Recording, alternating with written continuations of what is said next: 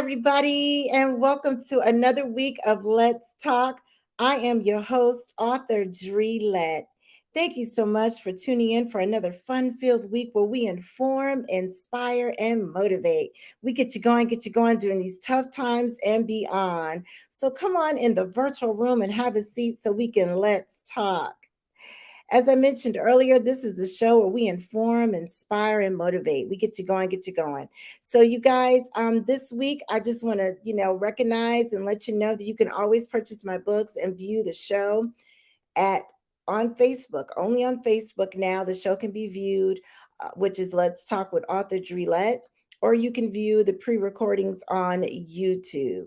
So those are the only places it can be viewed. I just thought it would be a much easier place, cleaner place to be able to access the videos instead of clicking different pages and things of that nature. So I appreciate all of your support.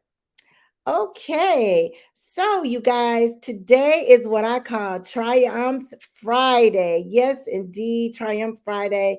Tonight we have Mayor Wilmot Collins. He is the first West African Liberian born mayor in Helena, Montana.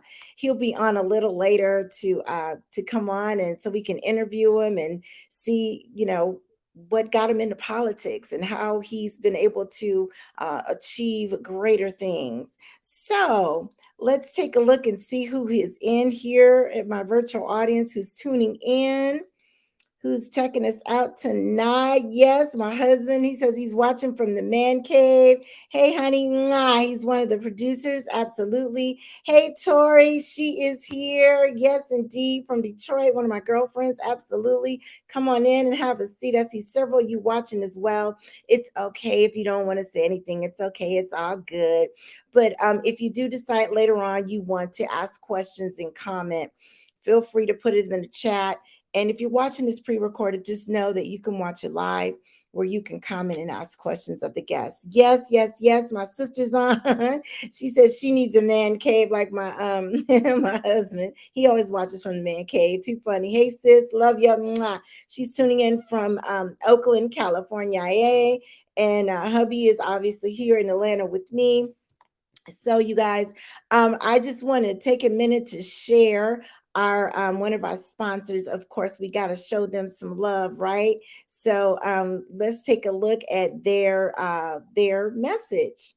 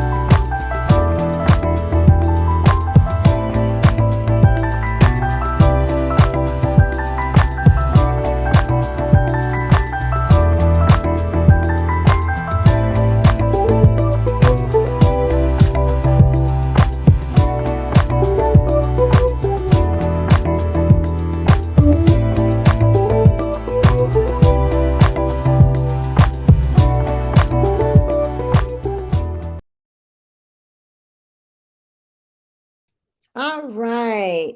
So that was a message from our sponsor. Hope you guys enjoyed that. All right. So what's hot? Oh my goodness. Let's get into the what's hot. What's going on? So much to cover. Oh my goodness, you guys. It's so unfortunate, as you all probably know. Um, there was a shooting up in Oxford, Michigan at one of the high schools. And so, they've already got the kid who did the shooting. He was 15 years old. So today, the FBI and the U.S. Marshals and the police fugitive team are searching for Ethan Crumbley's parents. As of right now, maybe they found them, but before I went on air, they were looking for them, and they are supposed to be arraigned on involuntarily manslaughter charges today. Yes.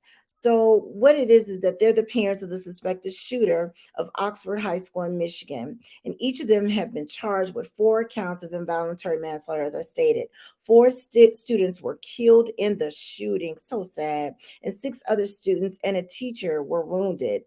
In announcing the charges Friday, Oakland County Prosecutor Karen McDonald laid out a disturbing timeline in explaining why James and Jennifer Crumbley, the parents, were charged in the shooting death. She said, quote, "I want to be really clear that these charges are intended to hold the individuals who contributed to this tragedy accountable."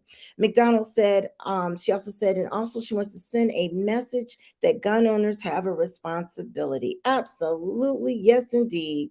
I was listening to, I was reading more about this situation. And so basically, the day after Thanksgiving, as you guys know, is Black Friday. They took their son to get to actually purchase a gun and got his deal on it. The 15-year-old woman, his mom and dad, they told him it was a Christmas gift. They posted about it on social media. He posted about saying, "Look at my fun, look at my Christmas gift." It was craziness. The parents was called up to the school the morning of the shooting and before the shooting occurred, and the principal and people were concerned with his behavior. And it was almost as if, and don't quote me, but from what I read, it was almost like, okay, and the kid went back to class. Like, really? He goes back to class, and I believe, don't quote me, but I believe he had the gun in his book bag, and he commenced to killing people. And so, there was text messages that the mom has sent her son earlier that day saying, or I think it was that day or the day before, saying, "Son, don't do it." And all this is going on, so you knew something was wrong with your child. You knew he was disturbed. You bought him a gun. Come on, at some point, yes, I totally agree, hold the parents accountable. You knew better. And if you knew something was wrong with your child, you should have said something. And who takes a 15-year-old to buy a gun and give it to him for Christmas? That's just my opinion. I think it's dead wrong. You guys, what do you think? Please comment, chime in, and let me know your thoughts. I just think that at some point we got to stop all this craziness. We got to start holding parents accountable, or whoever gave these kids these guns, because it's sad that children can't even go to school and learn in peaceful harmony without being fearful of being harmed. And I was watching something on TikTok, that one of the children, that they were in the classroom hiding, and I guess he was recording it. And this 15-year-old, he had common sense enough. He knocks on the door. The kids are barricaded in the classroom, and the teacher, he tells the teacher, "This is the sheriff department. Open the door."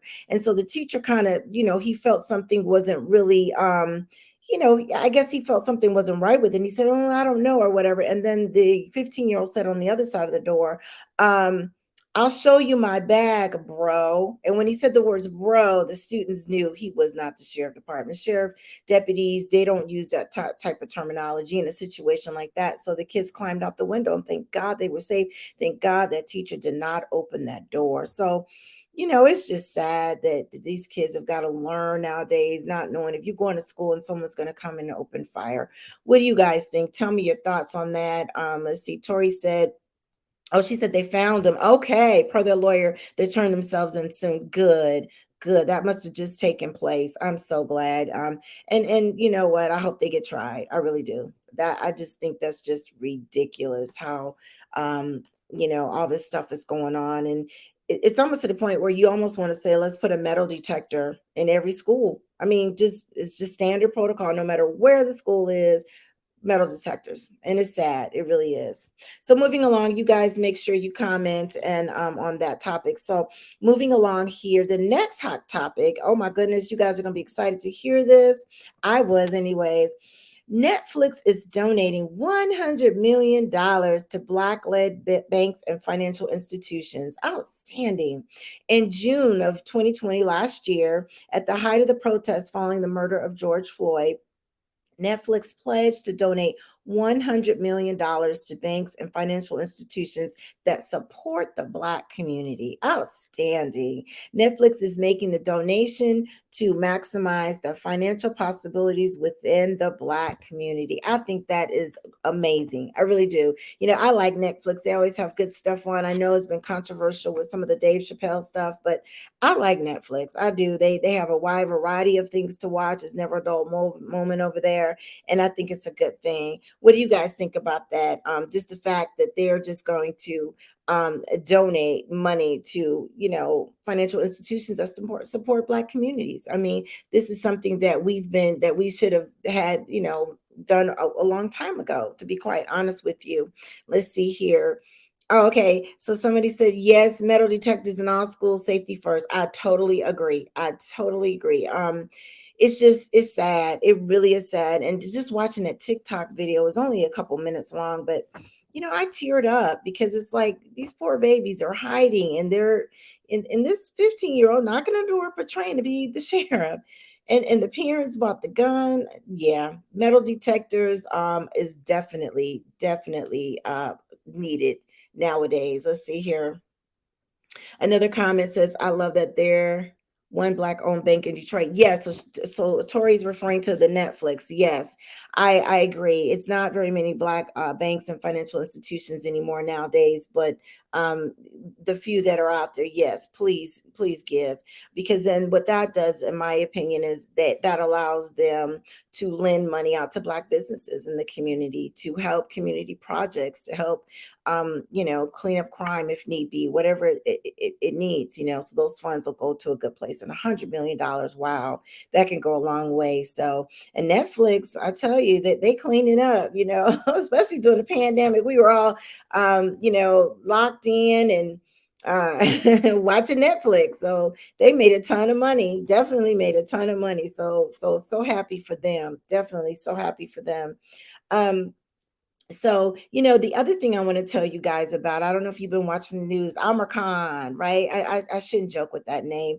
It's a Greek name, but it just sounds like some medieval or some Marvel monster in a movie, right? Amr Khan. And you just go, oh, they just discovered another case here in Georgia before I went on live. And I thought, oh my gosh, here we go.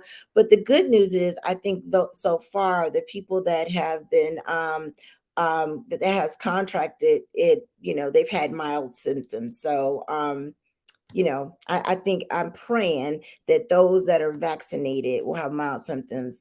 Those of you that are not vaccinated, get vaccinated. I know it's controversial, but if you want to be, if you want to be at least have a fighting chance. I don't know what the percentage is, but vaccinated people, at least you got a chance. Those that aren't vaccinated, we don't know. I think earlier today, the news had said that if you had COVID before, everybody, I've heard people say, oh, I had COVID, I've got antibodies, I'm good. Well, according to scientists, if you had COVID before, this new one, Omicron, yeah, you're going to get it again. It don't matter if you got antibodies. And so that in itself, if that don't make you go get vaccinated, I don't know what will. So you guys definitely, please, get vaccinated and stay safe and wear your mask. That's the thing. I see people in the store and people out and about and they're like, I'm vaccinated. I don't have to wear a mask. You know what? I know this is controversial. I might get in trouble, but I'm not taking my mask off. I'm sorry. Nope. I'm not going to be somebody's test dummy. No, they're not going to be like, well, we had 45 of them took the mask off and they got it. No. I'm keeping my mask on. I don't care who makes fun of me, who laughs, who whatever. I'm keeping it on. When I go indoors, I'm keeping it on. I'm sorry.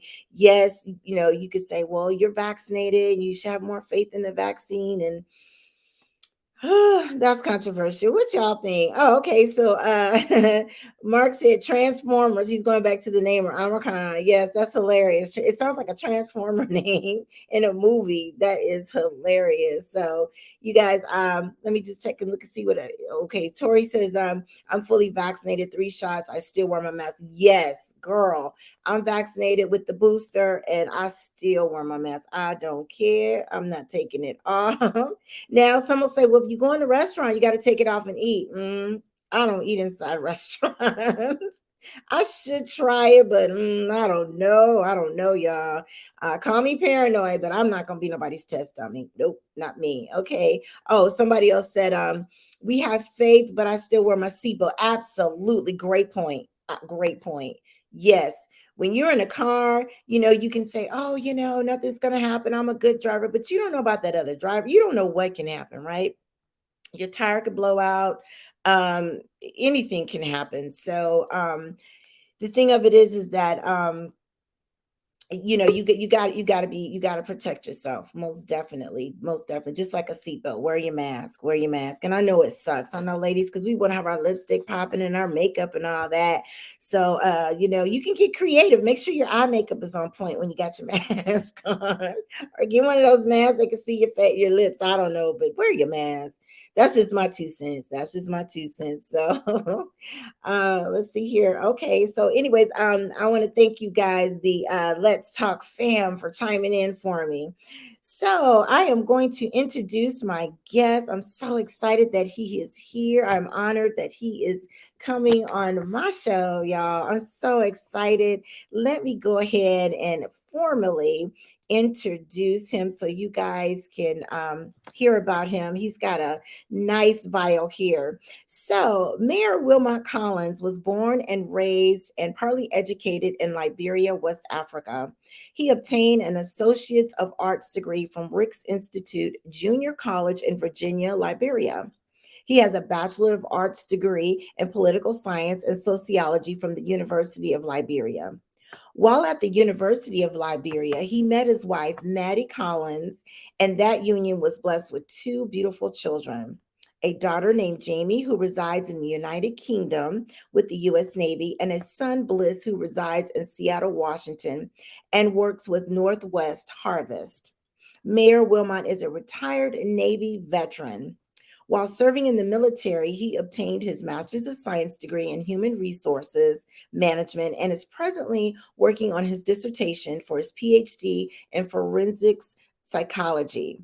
He has held many positions since moving to Helena, Montana, and states he's very proud of all the many jobs he's held, from being a janitor, working in the administrative office, an immigration service officer in the Child Protection Division, and now serving his second term as mayor of Helena, Montana. You guys, without further ado, please welcome to the virtual stage Mayor Wilmot Collins. Hello, sir. How are you? Hello, hello. Thanks for having me. It's a pleasure to be here with you today. Oh my gosh, I'm so honored that you are here, sir, on my show. And I think your story is amazing. Your bio, everything about you is just amazing. That's why I called it Triumph Friday, because of all the odds that you beat. And just once again, thank you so much for being here. Oh my goodness.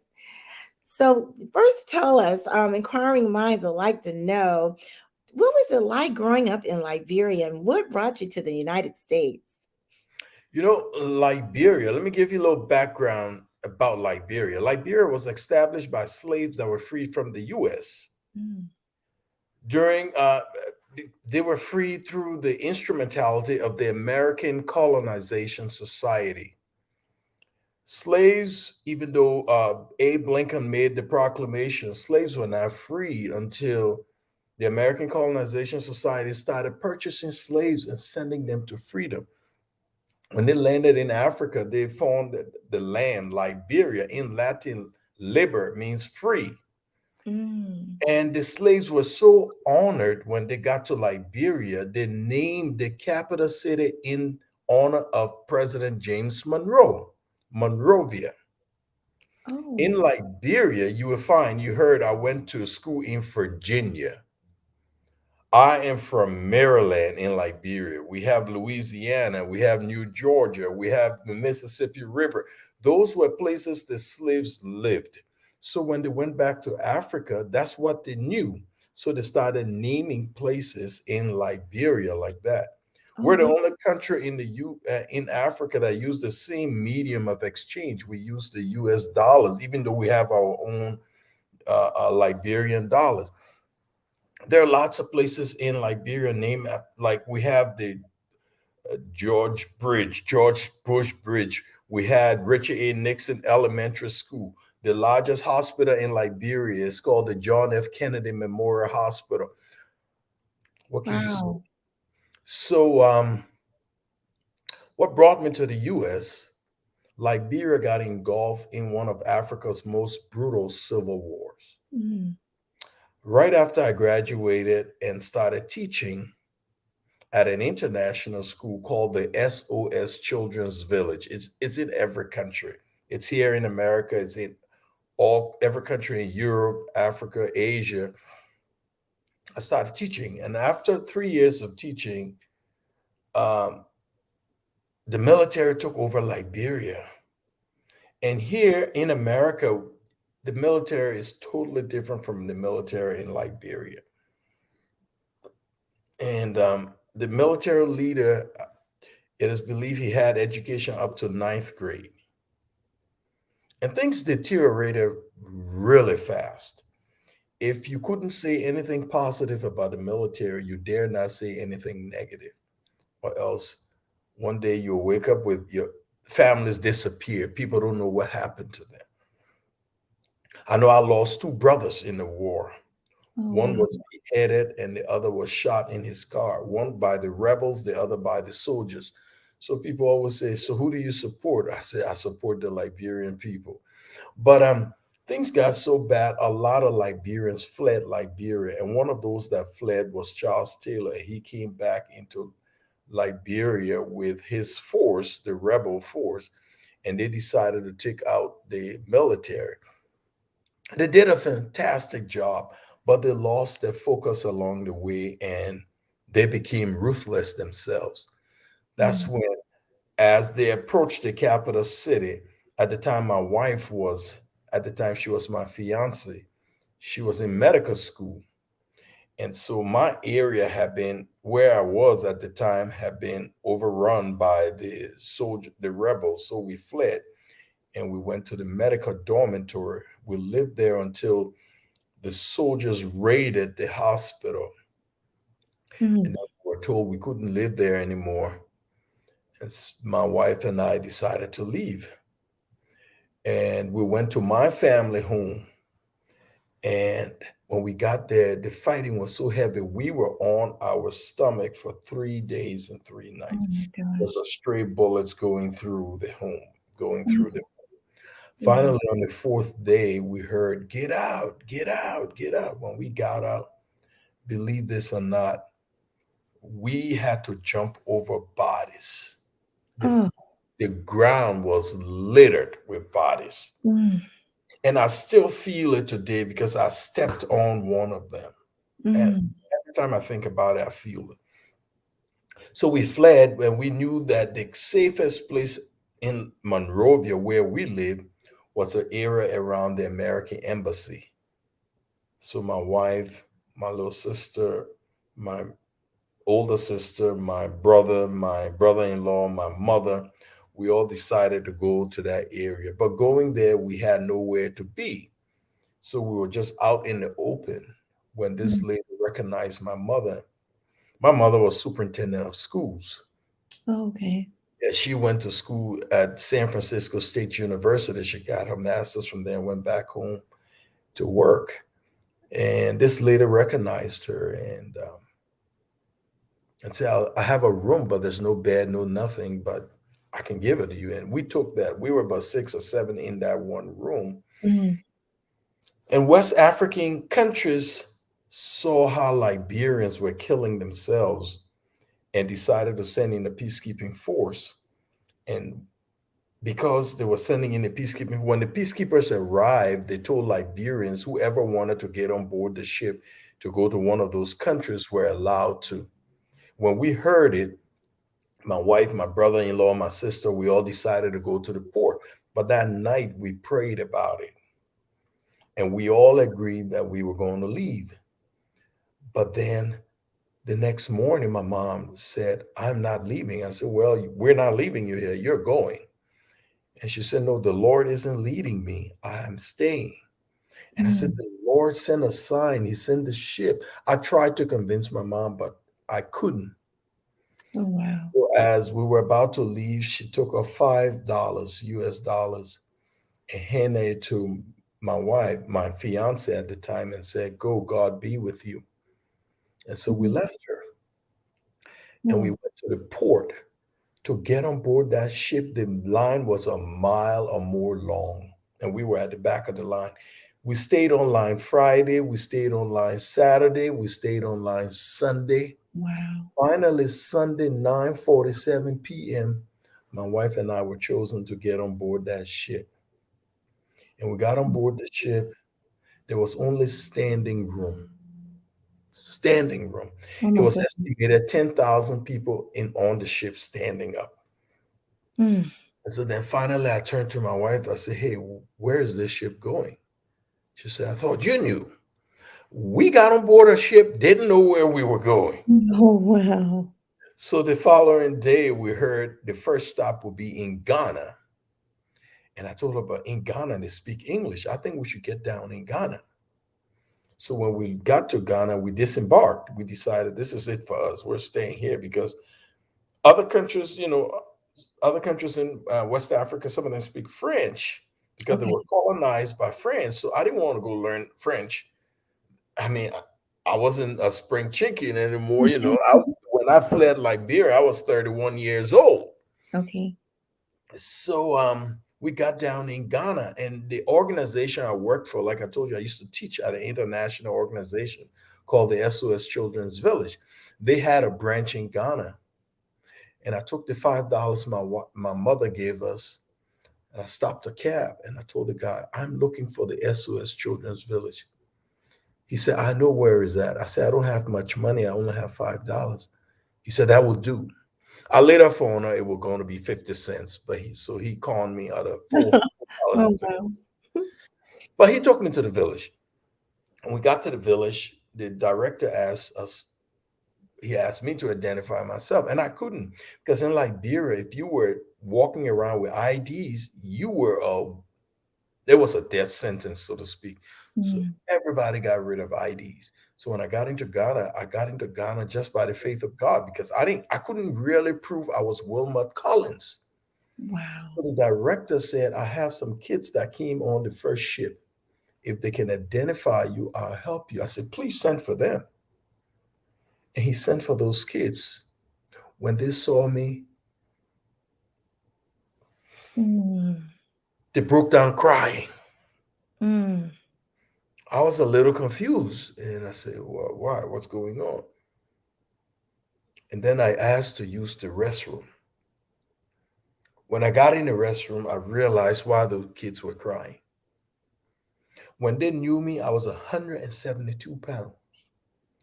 That day when I weighed myself, I was 92 pounds. Oh, my goodness. My Wow. wife was 87. Mm. That's why they were crying. Wow. And the Wow. director said he would help us. He took us in. Because I was a teacher, I started teaching in the school again. My wife was a medical student. She started helping out in the clinic. After 3 months, my wife said, "This is not the life I want. We can do better." I'm sorry. Oh, my goodness. That isn't a very emotional story. Bless your heart. Mm. So my wife said, "We can do better." I said, "Okay, what?" She said, "Let's go to America." Mm. I said, "How do you suppose we do that?" She said, "Let's go to Montana." I said, "Whoa, whoa, slow down. We either go to America or go to Montana. You got to make up your mind." Right. She said, "But Montana is in America." Mm. So I said, "How do we suppose we do that?" She said, "I have family in America. Let's contact them." Now, it's crazy. My wife was an African exchange student in the 80s, and she went to Montana. Oh, She graduated from the high school and she lived with a family, and she was still in touch with that family. And she called okay. them up and said, "We were finally able to get out and we want to come to America." And they said, "We'll get you over. We'll do whatever it takes to get you over." And they Mm. contacted the local Catholic college in Helena. And by the way, the town is Helena. Oh, Helena. Everybody call her Helena, but yeah, Helen. Yeah. Okay, I stand corrected. Thank you for No, that's that. fine. Everybody, that's what it's. I used to say that. But anyway, they contacted Carroll College, and Carroll College awarded my wife a full scholarship to do nursing. They said, we don't have any medical school. Our college don't have medical school, but we can give you a scholarship for nursing. And Hmm. my wife said, yeah, I'll do it. And so they put me on the scholarship as her dependent.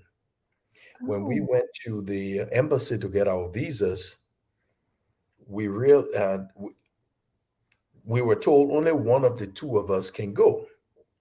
And Hmm. so I told my wife, well, since you have the scholarship, you go, and I will keep fighting to join you. And we agreed that she would go. So they awarded my wife a visa to come to America. We got back 2 weeks before her departure date. She started getting really, really sick. So I had to take her Hmm. to the hospital just to find out. The doctor comes out after all the tests. He said, congratulations, Mr. Collins. You will soon be a proud father. And I'm like, no, no, no. My wife is going to school. He said, well, she's going pregnant. Oh, wow. Also, that we had to rethink. I said, come on. I can understand you going, but now you're going with our child. I don't Hmm. know when I will ever see you again. And she assured me things would be okay. This was the best for us. And so she left and came to Montana. And in the meantime, Liberians in America have petitioned Congress to allow their families to join them. And so Congress passed the Liberian Resettlement Act. If you were a Liberian and had an immediate relative who was an American or a permanent resident, you were allowed to join them. Hmm. And but I didn't fit that category because my wife came as a student. Oh, no. Yeah, so I had to apply through the United Nations High Commission for Refugees. And I applied, and that process took 2 years and 7 months to go through. Wow. So I finally got cleared. And believe me, tell people, refugees coming into this country, they go through the most rigorous process. I Hmm. went through it. And finally, but when I was told I was now eligible to join my family, I had a sister who lived in New Jersey. I called her up immediately. Her name is Joy. I said, hey, Joy, I'm coming to America. She said, but you're not going to Montana. I said, why? My family's there. She said, I didn't hear anything good about Montana. So I said, why don't you go to visit my family before I get here? And so she went. She flew into Montana in November. She spent 4 days there, and she came back and called me and said, you do not want to go to Montana. I said, why? No. She said, I was there for 4 days. I didn't see any black people. I said, but my family's black. She said, they're the only black people I saw. Oh, no. So I said, well, I'm going to join my family. I'm going there. Mhm. So I was really curious by then. So I called my wife. I said, hey, I'm coming February. And this is January when I called her. I said, what's the weather like? She said, oh, it's pretty warm today. I said, what's the temperature? She said, oh, it's 29 degrees. I said, how can it be pretty warm at 29? Because in Liberia, the average temperature is 82 degrees. And Wow. this lady is telling me it's pretty warm at 29. You must not understand the temperature. Let me speak to your host mother. So the host mother got on the phone. I said, hi, George. She said, hey, Wilma, we're so happy you're coming. I said, what's the temperature today? She said, oh my God, you won't believe it. It's so warm. It's 29 degrees. I said, so humor me and tell me, what is it when it's cold? She said, oh, sometimes 30 below. I said, below what? She said, below zero. I said, what are you talking about? Water freezes at 32. How can it be colder than ice? She Mm. said, yes, it is. So then my wife got back on the phone and I asked her, I said, hey, has our daughter Jamie seen a black person besides you? Mm. She said, oh, yeah, there's a black boy in my school. I said, well, did you say a black boy? She said, yeah, why? I said, means this one. She said, oh, don't worry. She'll get used to you. Oh no. And so, yeah, my you can imagine what was going through my mind. Yes. And so February 15th, the day came, February 15th, 1994. I got on that plane for the US. When I landed in at JFK Airport, my sister was there to meet me. And she handed me this big bag of clothes. She said, when you're going to Montana, make sure you put everything on. Because I came in, summer clothes. And Yeah. this is February. Mm. So the next morning, I arrived February 16th. And so we spent the night at some hotel in a JFK area. And the next morning, I got dressed with everything my sister said I should put on. And she had two sets of long johns. She had a turtleneck. She had a winter jacket. She had a white shirt. And I put everything on. Do you know the Michelin Man commercial? Yes. That's how I looked. Oh my gosh. But she forgot to tell me you would be in the airport. Oh, so you was burning up, weren't you? Oh my gosh. When I got on the flight from JFK to Salt Lake City, I Mm. was the only passenger on the plane sweating, sweating. Oh gosh. So when we landed in Salt Lake, I ran to the restroom and pulled out a few layers and got back on the plane from Salt Lake to Helena. And then I was sitting at the window, and this gentleman came and sat next to me. And he said, hello. I said, hi. And he said, you must be Wilmot. I almost lost it. I'm just from Africa. I get on a plane, and this gentleman is saying, you must be Wilmot. Wow. How did I he said, know whoa, that? whoa, whoa, who are you? So, Mhm. I'm sorry, I'm sorry. My name is Craig Baker, and my parents were the one that awarded your wife the scholarship. Oh. So I was coming to meet you, and they told me you were coming this time, and we just happened to be on the plane. But I said, how did you know it was me? He said, look around the plane. So I looked around the plane. Okay, I understand. I was the only African American on the plane. How I said, that's why I said you must be Wilmot. I said, okay. So then we're descending into Helena, and the pilot gets on the intercom and said, welcome to Helena. It's sunny and warm at 32 degrees. And I'm like wanting to put back layers because Yeah. now I know I'm getting outside. And I got outside, and the plane landed, and waited for everybody to get out. And as I approached the terminal, I saw this huge banner, Welcome Home, Wilmot.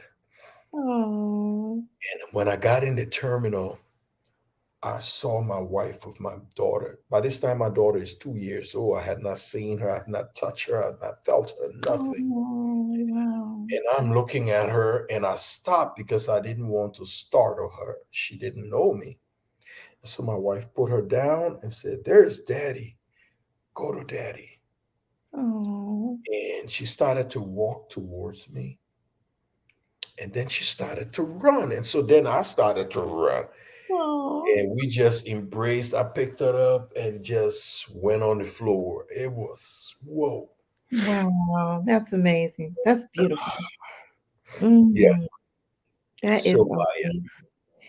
Oh my goodness. So that is an amazing, amazing story. So what got you into politics? Going through all that you went through in Liberia and coming to America and all of that. What made you decide I'm going to run for mayor? it's crazy because I spent 22 years in the military. I was about retiring, and my son was 19 years old. He came from the University of Montana. He said, Dad, we need to talk. So the first thing I said, yeah, sure, sit down and talk. He said, no, I don't want mom to hear. I said, oh my God, did you get your girlfriend pregnant? He said, no, Hmm. Dad, that's gross. I said, oh, okay, then good. So we went out. He said, Dad, what are you going to do with your free time? I said, don't worry, your mom got a lot of stuff for me to do. He said, I think you should get into politics. I said, whoa, whoa, whoa, slow down. I am not qualified to get into these people politics. That's what I told him. He said, Dad, you are qualified. So I said, give me three reasons why you think I'm qualified. He said, well, you're educated and you know a lot of people, and a lot of people know you.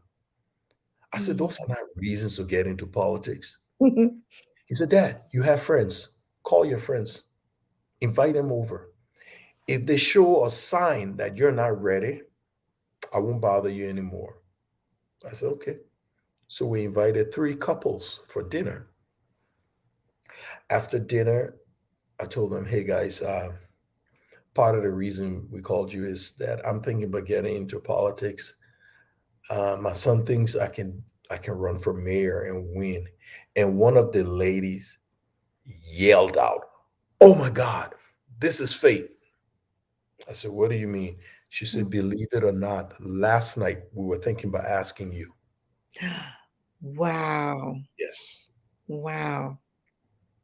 Mm. My son puts his hand up. I rest my case.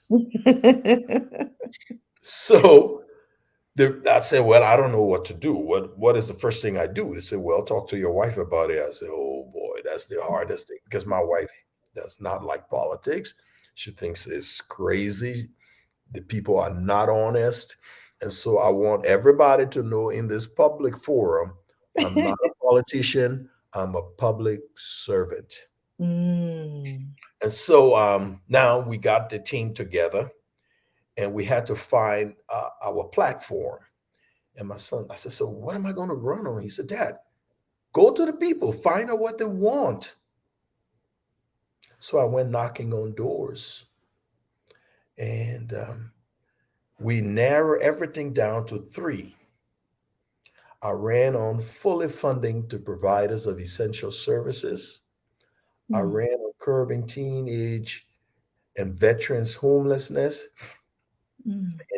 yeah, and I ran on what's the third one? One or something else. But those were the only three things I ran on, and so and that's what I practice. And he said, you make sure you get something that you know you can accomplish. You don't want to go crazy on. I'm listening to my 19-year-old kid. And so as the election went on, I knew I was the underdog. My opponent was 16 years mayor, Mm. and I knew I had work to do.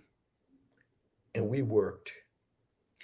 When Wow. I knew the people, my message was getting through, was for the first quarter reporting. We had to report our earnings, our the donations and all of that. I had outraised the incumbent. Wow. And then I called my son. I said, I outraised the incumbent. He said, Dad, the people believe in you. You got to keep doing it. And so we got on the floor, we got on the doors, we started knocking on doors, knocking the pavements, putting out signs. And on that day of election, I refused to watch TV. I refused to look at my phone. And so the whole while we went to this little Mexican restaurant for our watch party. And so my wife and I were just holding hands the whole while. I was just looking down on the floor. I didn't know what to do. Yeah. And then my son comes running in. Dad, you're leading. I said, by how Wow. much? He said, by 32 votes. I said, God bless you. Son name is Bliss. I said, Bliss, that's not leading. It's anybody. But what happened is every time there was an announcement, I increased my lead. I Wow. never went below. By Mm. the end of the night, I had 51% of the votes. He had Wow. 49% of the votes. That's a close race. Wow, but Yes, you won. I pulled it off. Mhm. And within the first 2 years, I accomplished my goals. Awesome. Awesome. So let me We ask you funded, this. yes, please. During that time, And were there any blacks at all in that town? Was it a large number, small I will number? tell you, right now in this capital city where I am the mayor, we're about maybe 150 African Americans. Wow. So that tells me I think that my family has the most. okay. So that tells me the majority of everyone that voted for you was not black. Wow. No, no, no, no. If I, like I say, if I were depending on the black votes, I would have lost.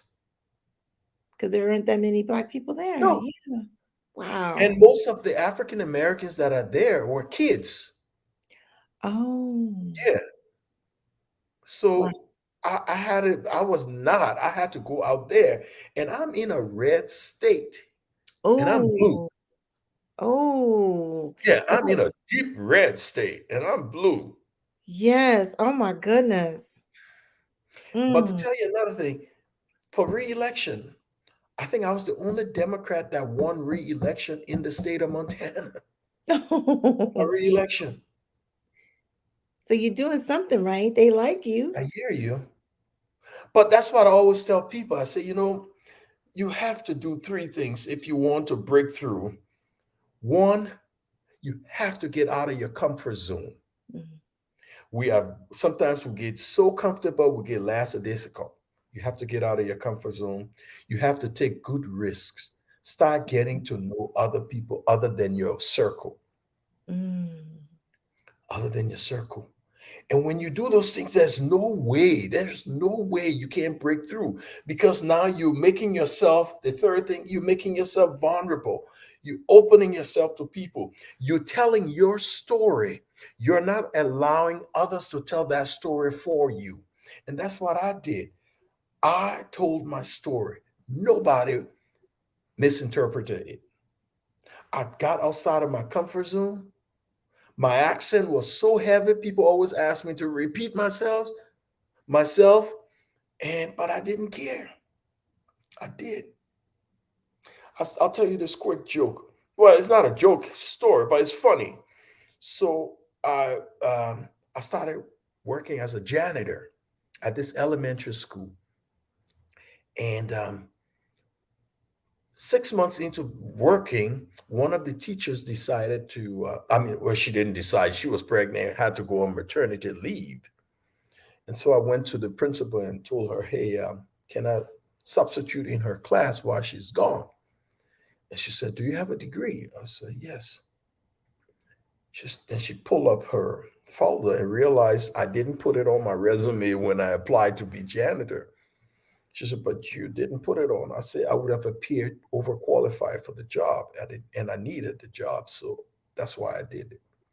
So she said, okay, just go and register as a substitute teacher and I'll keep you here for the next 6 months. I said, thank you. So I still remember the first day I went into the classroom. It was a second grade class. And this little girl, oh my gosh, the janitor is our teacher. And that was the highlight. They all ran out of the class, calling the parents at the end of the day. The janitor is our teacher. The janitor. It was, I mean, every parent wanted to sit in on my class to see what I was doing, how I was doing. Yeah. Proud. Oh. Yeah. But Wow. yeah, That's amazing. I mean, as I was reading your bio, you've had so many different positions and just yeah. to hear you overcome and win the first election and then just recently you won your second term. Yes. November 2nd. Wow. That is awesome. Thank That you. is so awesome. And what did you run on this time? Did you have a certain No, set? I already had a record. My record was I delivered. And I told them to if they're interested in me with the second term, I will deliver whatever there is. And of course, during this period, homelessness increased all over America. Mhm. And I told them what I had done during my first period because I told them I was going to increase funding for the providers of essential services. I did it. We applied for grants and federal grants and everything, and we got it. We were able to hire firefighters. We were able to hire police, we're able to hire EMTs, we're Mm. able to create affordable housing.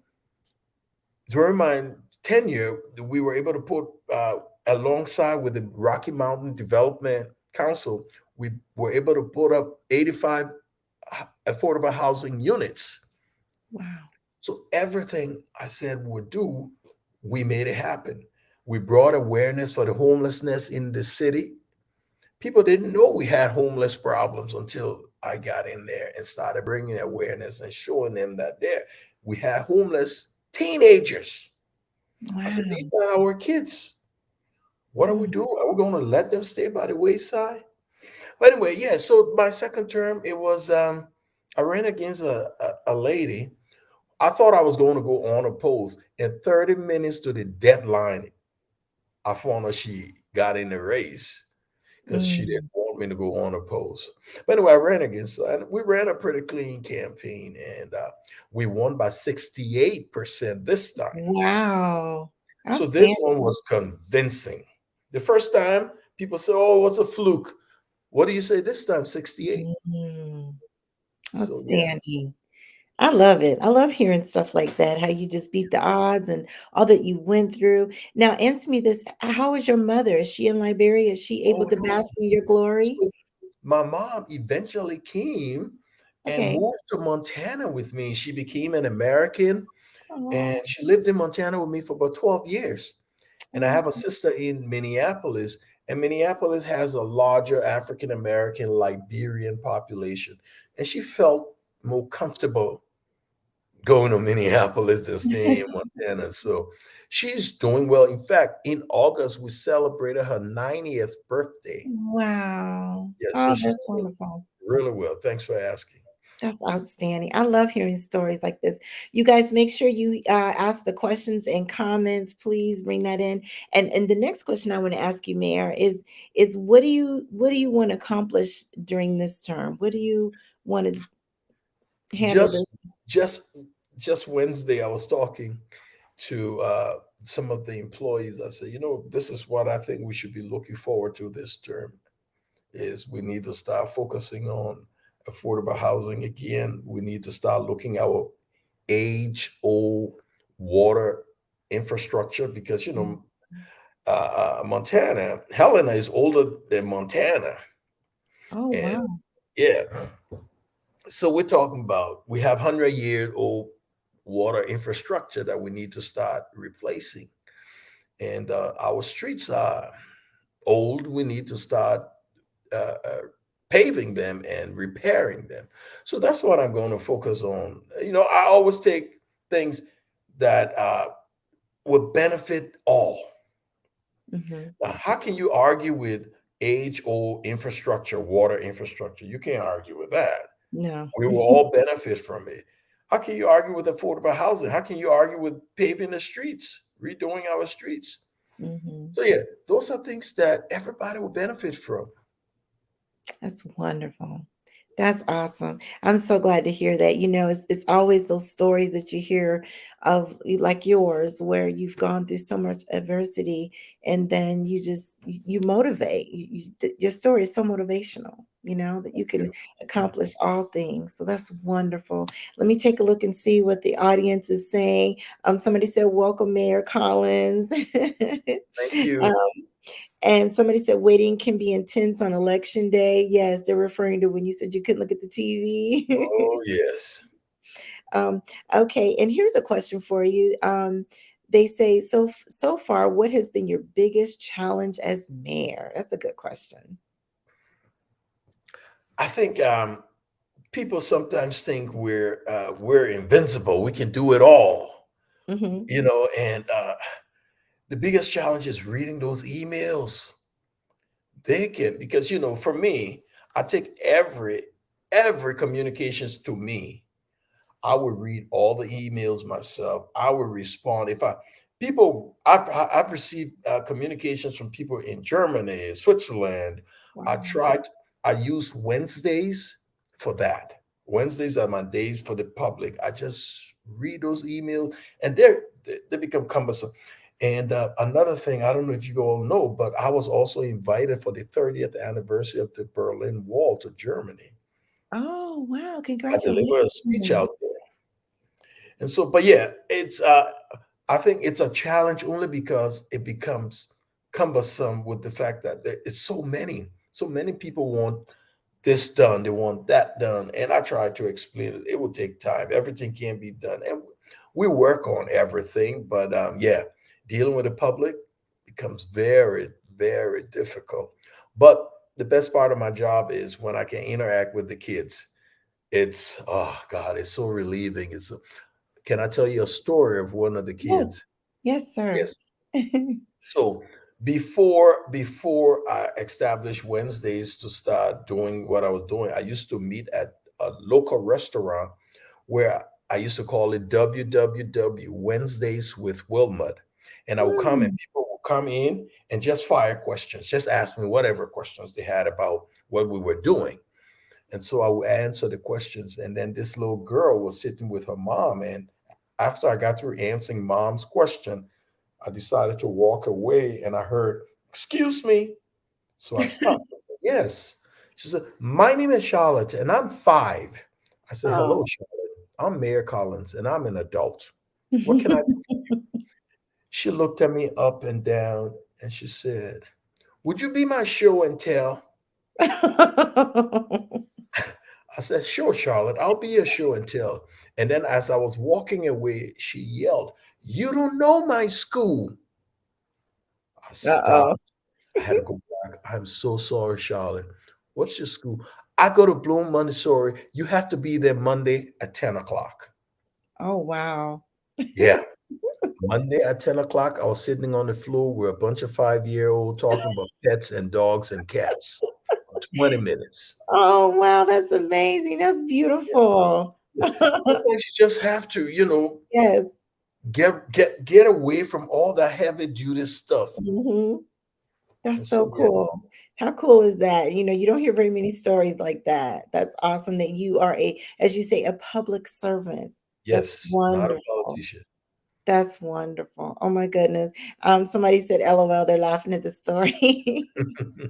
Oh my goodness. So is there anything that you want to tell the viewers or the people out there that's watching? Is there any message or anything you want to leave us with, sir? Your you, story is so inspirational. It's motivated me, and I'm sure those that are watching as well. when I get out of every time I travel outside of Montana, the first thing I hear is when I'm interacting with others like me, the first thing I hear them say, "Hey man, are there other brothers down there? Are there other sisters down there?" You know, and I tell them, "Yeah, my family and some others, they're there, you know. It's just that they're far few in between." But I say this to say that sometimes we have to, like I told you before, this is what I'm leaving with you. Get outside of your comfort zone. Mm. I mean, I have been everywhere. I'm not kidding. I've been everywhere. Get outside your comfort zone. Take risks, and the world will open. Mm. My story is not unique. I'm sure anybody could do what I'm doing. It's just that sometimes we're too cautious. We're afraid to take those risks. And because we're afraid to take those risks, we're afraid to get out of our comfort zone, we're stagnant. Mhm. So get outside of your comfort zone, take risks, and the world opens up. Oh my gosh, I love it. That's awesome advice. Awesome, awesome advice. I like that. Well, Thank sir, thank you so much for coming on Let's Talk. This is a show that I formed during the pandemic. I wanted to motivate. I saw, everybody was and I just wanted to inform, inspire, and motivate. And I did just what you said, took a risk, created the show. And just trying to get more viewers as we go. I'm getting more and more viewers, and you're right. You're definitely so right.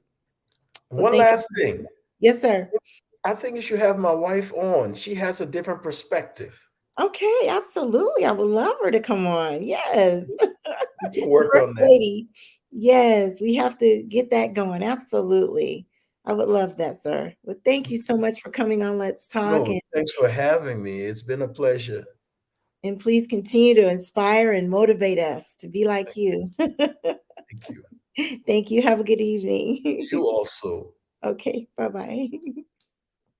You guys, that was Mayor Collins. He is amazing. His story is just so motivational, to be the first Black mayor in a town with very few Blacks. I mean, that in itself is huge. And that's why I called it Triumph Friday. So, you guys, yeah, do what he say. Step outside that box, take some risks, do something different.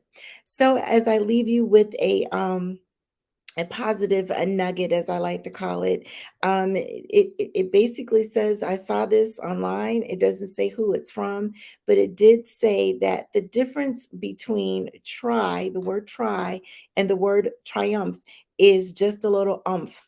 Right. So you got to try and push a little bit harder so that you too can, achieve your goals and continue soaring, as I would say. So, you guys, that was an amazing story. I'm actually speechless behind that. But as I tell you every week, you guys, make sure that you do just what the mayor said. Also, make sure that you do one good thing for one person each day, and you can affect 365 lives. Take some good risk and just keep pushing and keep soaring. And until we meet again, you guys stay safe out there, get vaccinated from this new variant and be safe and wear your mask. Okay. So, with those words, I just want to tell you, if no one hasn't told you they love you, know that I love you. And with those words, I'm out.